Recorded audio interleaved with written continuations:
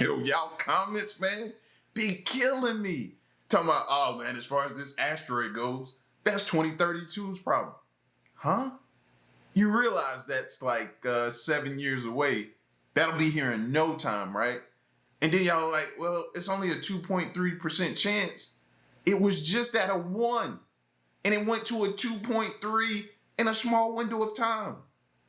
Like, bro, y'all look crazy. Y'all look. And then I was sitting here thinking as well, I wonder if that's what the extraterrestrials are here for, to warn us of the asteroid. Either way, anyway, man, we're going to get to it all. But before we do, you know how this goes. Question everything. You should. And remember, this is for entertainment purposes only. Let's get to it. Astronomers first spotted the asteroid named 2024 YR4 back in December. The sizable space rock stretching up to 330 feet long, at least the size of the Statue of Liberty, and big enough to do catastrophic damage on impact. We as a community have to decide how we move forward with that. After studying YR4's orbit and trajectory, scientists warned the asteroid could be on a path toward Earth with potential impact by 2032.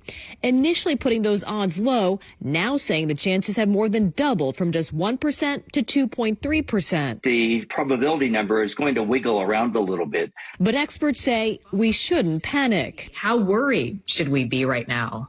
This is an object that merits tracking by astronomers, merits our attention, and that's simply what we're doing. So what could it look like if we hit rock bottom? Well, YR4 is about the same size as a meteorite that created the massive Barringer crater in Arizona 50,000 years ago. In 1908, a similarly sized asteroid plunged into Earth's atmosphere before exploding over Siberia.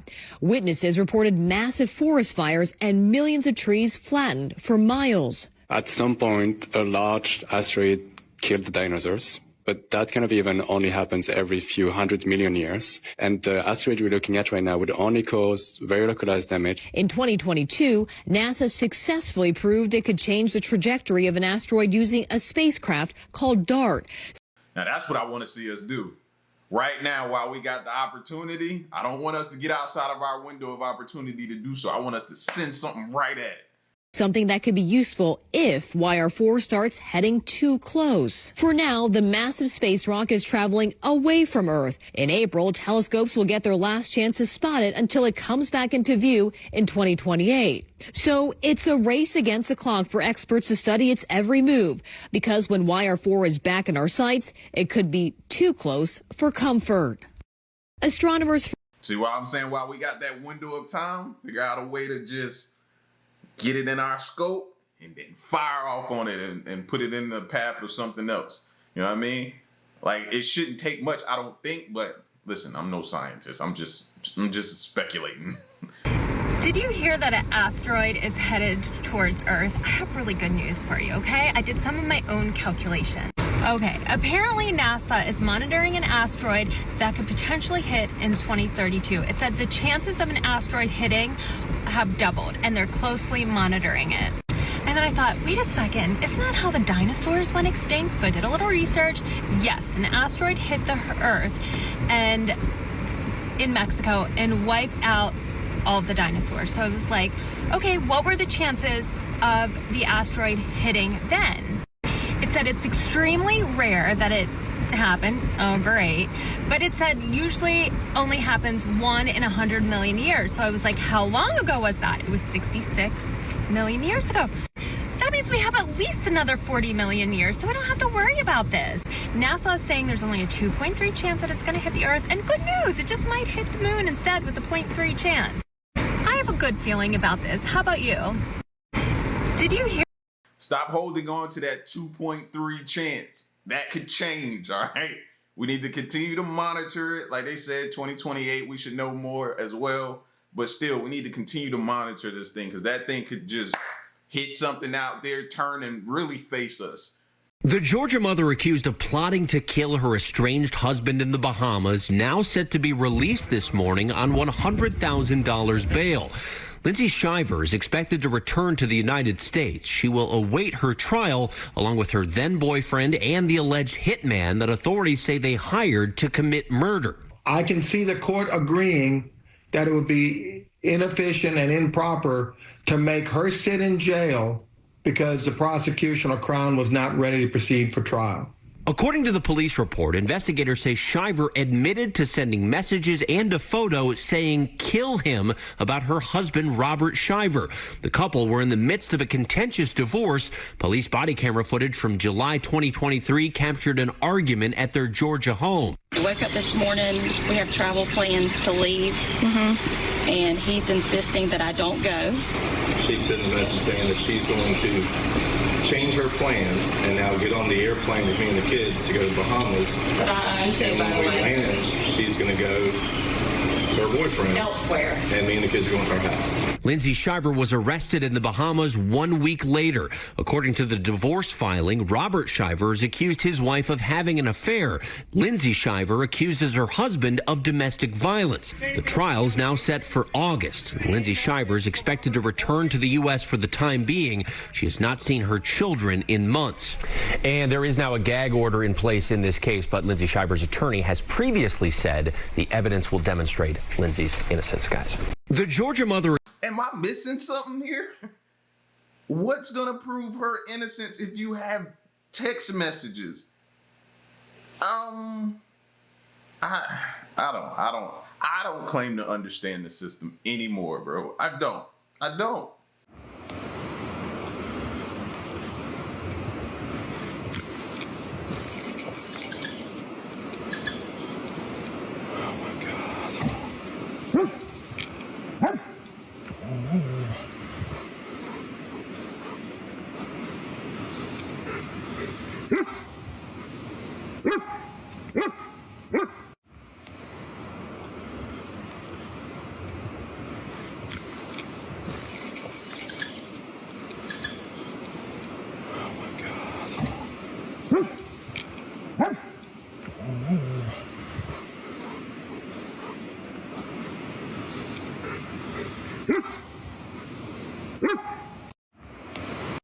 Seems about right? That you would see something like this in 2025, the year of FAFO. You would see something like this. I don't even know why he let his dog get so close. Like it definitely wanted to get at that dog.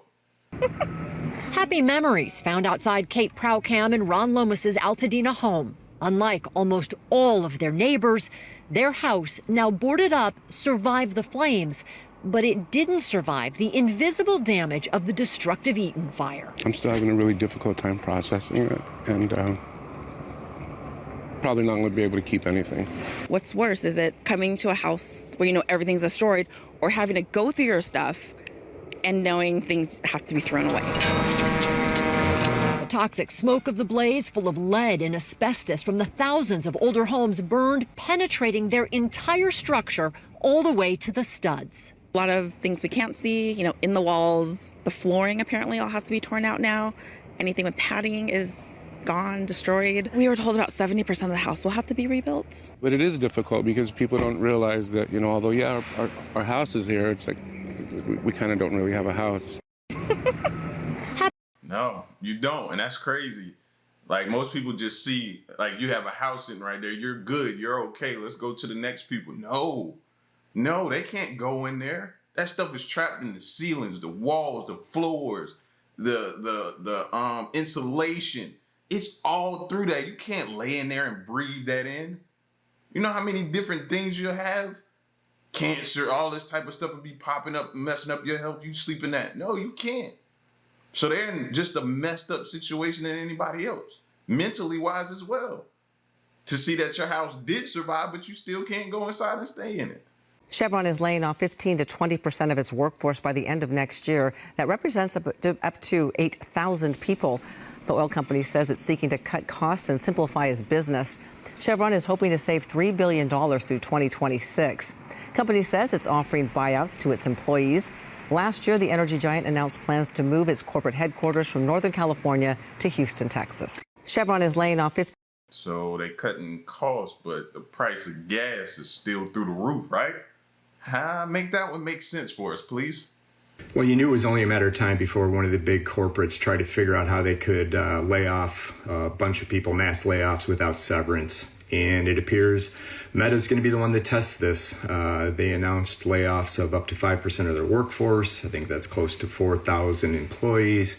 And they're using performance reviews in order to decide who they're letting go. Now, there's mixed signals. So if you're in Meta and you've got one of these severance packages, let me know. But I heard it's going to be minimal compared to what a traditional layoff package is. So maybe they're trying to skirt around the legal issue. Again, this just brings it into call. Are they phantom pips? Are these folks at a performance review after 20 years without any issues? They got one performance review and now they've been terminated. To me, this sounds like a way to turn over the folks they want out of the organization subjectively.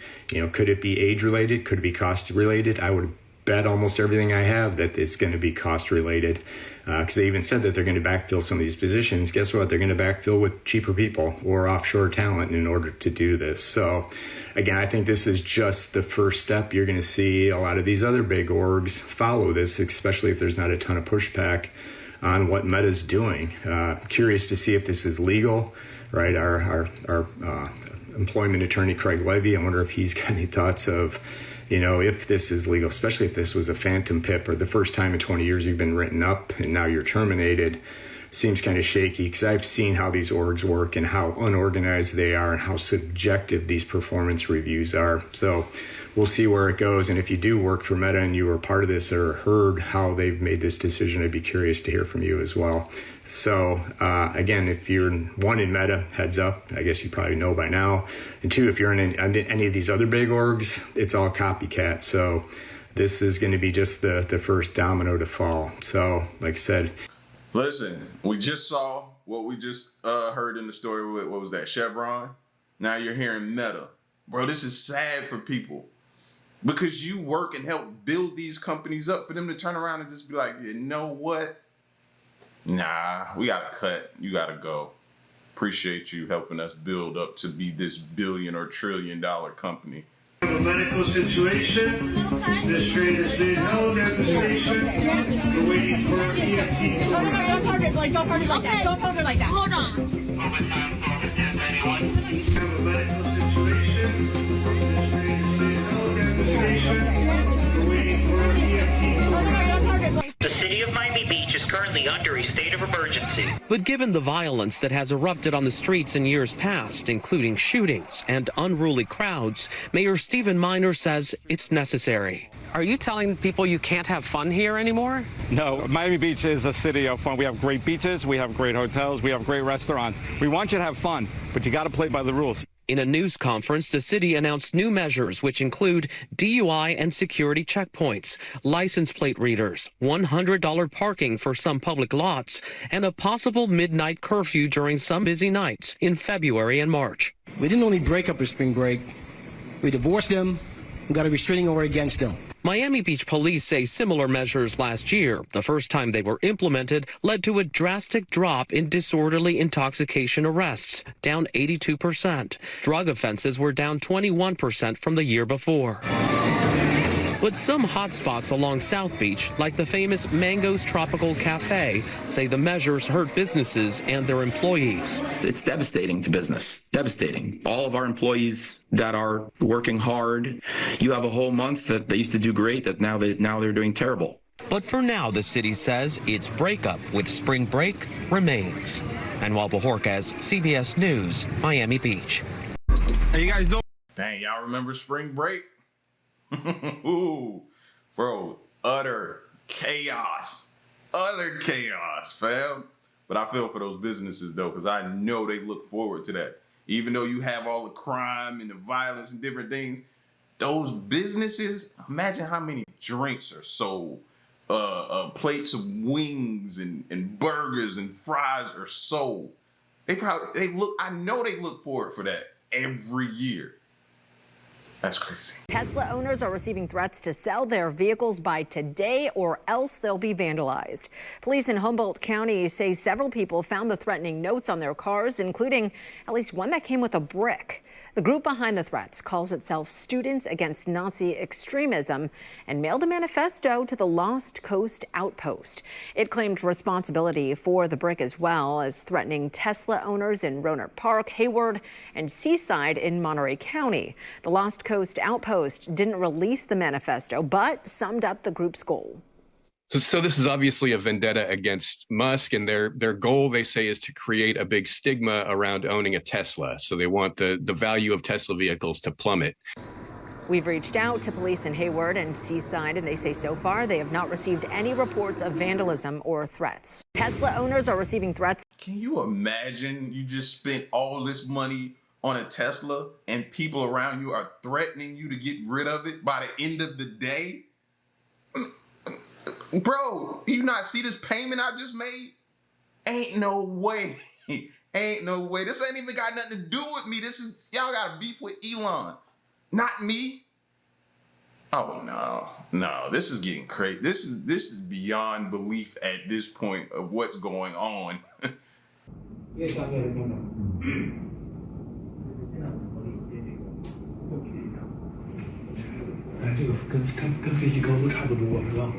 它比飞机还高。你看我这儿吗？我能看到，但是我能看到这儿，我看不到那儿啊。对，那是因为我能看到飞机，我都看不到的。我能看到飞机，它在飞机的前面一点是吗？它已经飞过，已经高于飞机了。风筝能到这个高度吗？而且它。Oh, it just got a lot brighter, guys. Just take a video though. No video. Wait, and a couple photos. Take a couple good pictures of it. Alright, we're taking a couple good pictures of it. This is what it looks like up close, guys. We're looking at it right now. This is what it looks like up close. We're gonna track it on her phone. So that's what it looks like up close. This is what it looks like right now. Hey, thanks for the rose, Alexandra.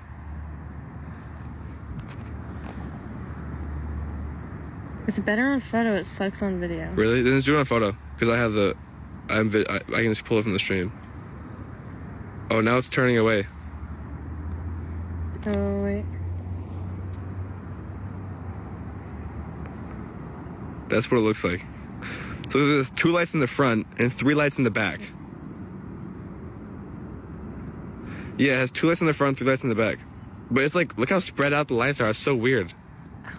Getting bugs all over.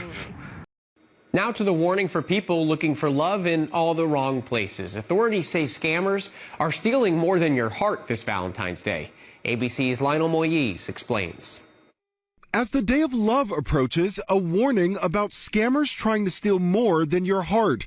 Officials are reminding Americans, especially seniors, not to fall for romance scams, with criminals using a fake identity to gain your affection and trust before stealing from you.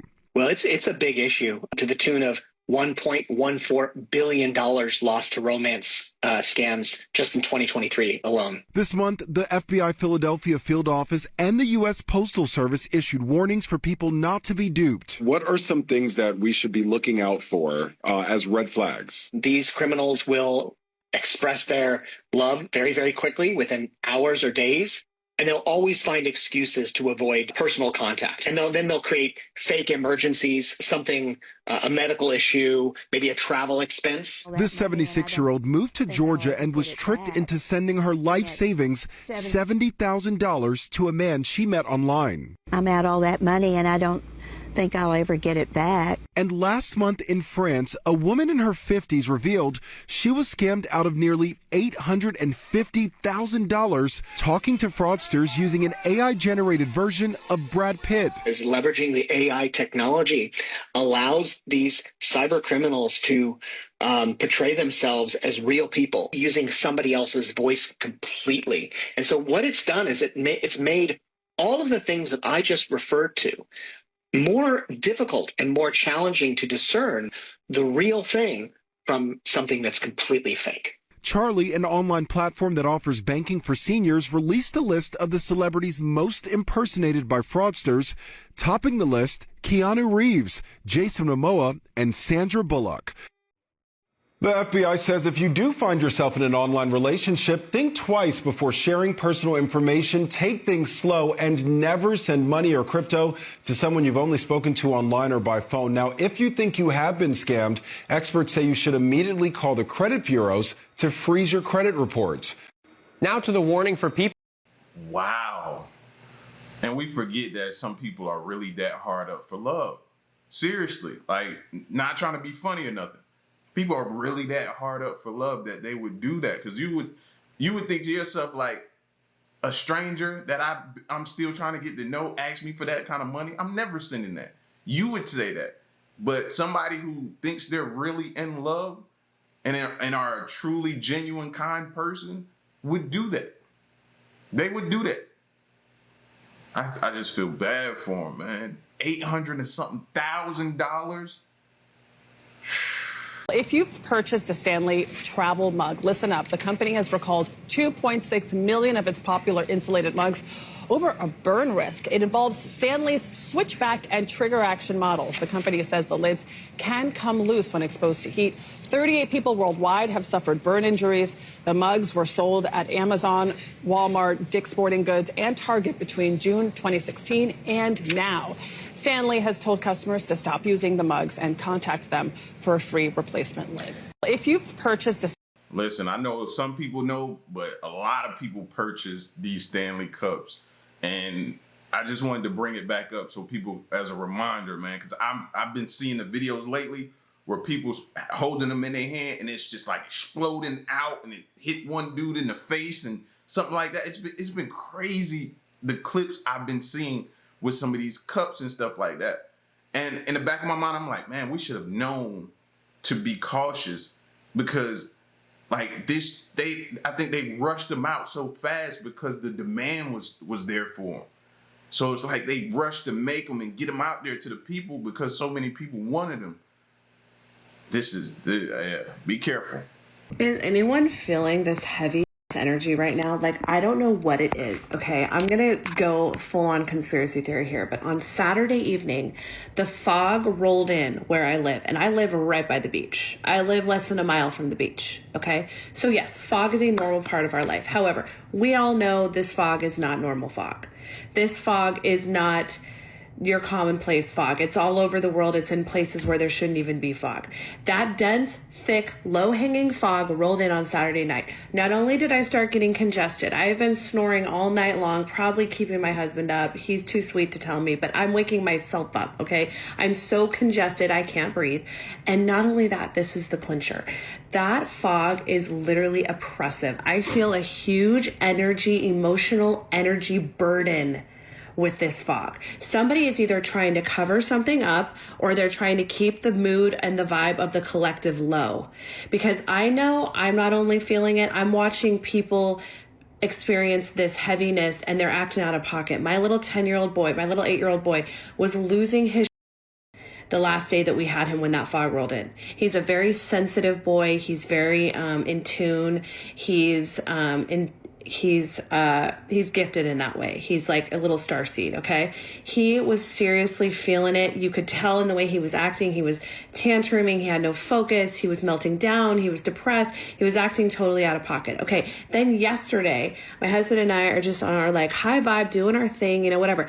We start getting so much negativity from the outside world. This happens to us all the time. He and I are in this blissful, we're on the 5D, we're doing great, like we're creating, we're loving our life, and old vestiges, characters from the 3D keep coming into our little bubble and trying to pop it and make it ugly again and make it back down in that lower vibration of envy, hate, contention, fighting. And he and I are just out here vibing. We're not hurting anybody, okay? But these old characters from the past continuously come back in and try to pop that bubble of bliss and just remind us about, who we really are and tear us off of our pedestal. And it's almost as if these old characters are like, you are going to feel as as I am. You are going to feel as low down as I am. I'm pissed that you're happy. I'm jealous that you seem like you've settled and that your life is up leveled. So I'm going to knock you back down off that pedestal so you have to come down to hell with me. That is literally what happened yesterday. It was like from all different angles, people acting out of pocket and literally trying to come in and fuck with our bliss.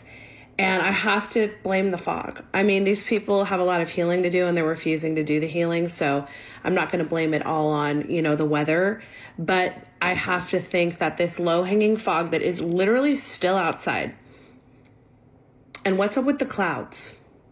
Here's the thing with the clouds. They're big, billowy, thick, dense, white clouds. They're not storm clouds, so they're not full of rain. So I'm not waiting for rain, and they don't move. Have you noticed that? Look outside your window right now and you'll see what I'm talking about. Anyway, it's not about the clouds. It's not about the weather. It's just to say, stay safe, y'all. If you've been having drama, if you've been feeling people acting out of pocket, if you've been feeling people trying to come in and your bliss and your good headspace that you've carefully cultivated, you're not alone. I'm feeling it out here. And she got a point, and it makes me think of cloud seeding, right? We don't know what they're putting in the clouds up there. So they could be putting stuff in the clouds to where it rains and whatever comes down, it does something to your mood. It does something to your energy. It does something to your health. Makes you sick. We don't know. We don't know. All that we know is that it's something going on with the cloud seeding. Hearing her talk like that made me think of that. Made me think right to that. Like, you know what? They could do more than just one thing with that stuff they're using up there. They could do a lot of different things to affect us. Welcome back. Defense Secretary Pete Hegseth sending a clear message to Europe at the NATO conference in Belgium, saying that the China threat is keeping the U.S. from guaranteeing the continent's security. Watch. We must and we are focusing on security of our own borders. We also face a peer competitor in the communist Chinese with the capability and intent to threaten our homeland and core national interests in the Indo-Pacific. The U.S. is prioritizing deterring war with China in the Pacific, recognizing the reality of scarcity and making the resourcing trade-offs to ensure deterrence does not fail. Joining me now is Gatestone Institute Senior Fellow and the author of Plan Red, China's Project to Destroy America, Gordon Chang, back with me. Gordon, good to see you. Thank you so much for being here. Well, look, Pete Hegseth really laid it out in terms of the threat that is the Communist Party of China on America, and that has to dictate our positioning everywhere else. Your reaction? Well, the important thing is not what we think we're doing, it's what China thinks we are doing. And I'm concerned that what Xi Jinping heard was a failure of American will to counter a clear case of aggression in Europe.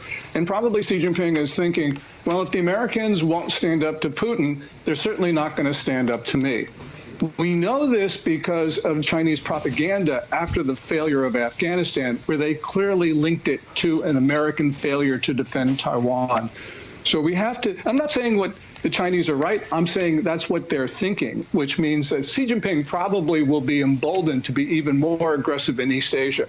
Yeah, I mean, it's amazing to me that the Congress overall is not on the same page on this. I mean, for so many years, the Democrats were screaming Russia, Russia, Russia, trying to implicate President Trump in that ridiculous Russia collusion story. All of those years, they missed the aggression of Communist China. All of those years allowing Communist China to roll over the United States. We are now more than 2 years after the Chinese spy balloon surveilled the United States. And now we've got even a better idea of what that spy balloon was carrying inside and sending it back to Communist China in real time. A new report finds that it was loaded with U.S.-made technology from at least 5 different American companies. I was saying that, like, how is that possible? And now everybody has deniability? Oh, I don't know how my stuff got on there. What? What do you mean you don't know? Nah, fam, we don't get that option. If they find evidence that we've done something wrong and the evidence points to us, we don't get to say, oh, I don't know how that got there with my fingerprints on it. Including communication modules, other sophisticated surveillance equipment. The balloon, of course, was shot down over the North Carolina coast after traversing the country for a week. Joe Biden finally decides to shoot it down when it gets to the Carolinas. As the House Foreign Affairs Committee finds, Beijing invested more than $10 billion into the Caribbean since 2005, including a massive port just 87 miles away from Florida. Gordon, we've talked about this is the Chinese's MO. You know, acquire land near military bases, is, lend these countries money that they can't pay back, like in the Caribbean, and then once they can't pay it back, China takes over the area, including ports, which are incredibly important. My question is, you say that this has given China undue influence in the United States. We're seeing a rise at Chinese nationals at the border as well. So the threat is real, and we understand it. But for years, the Biden administration played it down. The Democrats have been playing it down. Remember when that spy balloon was traversing across the country, and they said, oh, no, it didn't send anything back. That was a lie. We know that it did send it back, but they misled the American people again, even about that. Why?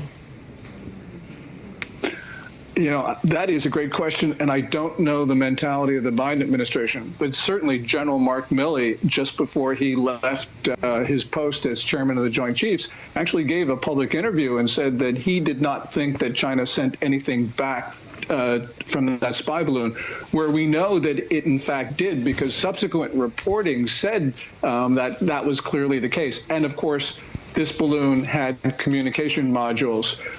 This was, I think, a failure of the Biden administration to understand the threat posed by China, because I think Biden felt that he could accommodate the Chinese ultimately. And I think that was wrong, because the Communist Party has made it very clear. It has declared a people's war on us. They define that as total war. We have Chinese migrants in our country who are surveilling our military bases. It runs through the list. The signs of attack are obvious, and the Biden administration clearly failed to understand what was going on. Trump's taking a different view, and that's very good. Yeah, I mean, even as President Trump is securing the border and deporting criminals, you still have a flow of Chinese nationals coming into this country, don't you? Why? Well, I mean, you can't just leave China. You need approval for that. Yeah, if we go back 2 years, the Chinese migrants coming across our border, southern border, were family groups. In other words, people who were desperate to live. With everything they're saying, this makes me think about that Red Note app.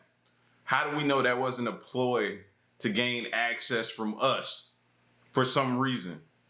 For their benefit? Like, we don't know. Everything is suspicious to me at this point. Live in a free society. Now, U.S. Border Patrol reports that at least 2/3 of the Chinese migrants across the southern border are single males, military age, traveling without family members. They're coming in packs of 4 to 15. And in those packs, some of them just have all identical kit, which indicates planning for an attack. And this coincides with this uptick in tempo of Chinese incursions into our military facilities, both on the ground and in the air. This is looking at our vulnerabilities, seeing our patterns, planning for an assault on our bases. That's unbelievable. And to see that they all have the same kits, that's also incredible. I didn't know that. Look, Gordon, you have a new op-ed for The Hill. It's about China's 15% tariff on American natural gas. You say it could undermine the U.S.'s ability to sell the much-needed energy exports to the rest of the world. Yes. I mean, that's what people are saying, that the United States won't make long-term commitments to build LNG export facilities because they don't have Chinese contracts. I don't think that is right. And the reason is China took only 6% of our exports of LNG last year. Really, the world needs American LNG because it's the cleanest molecules in the world. And we're going into a world which is going to be energy starved. You know, President Reagan lowered the price of commodities to starve the Soviet Union. I think Trump is trying to do the same thing with his plans for drilling. And that means when Americans drill for profit, they're also drilling for peace, stability, and freedom around the world. Right. So, yes, we should be exporting as much LNG as possible because that gives the U.S. leverage to maintain stability.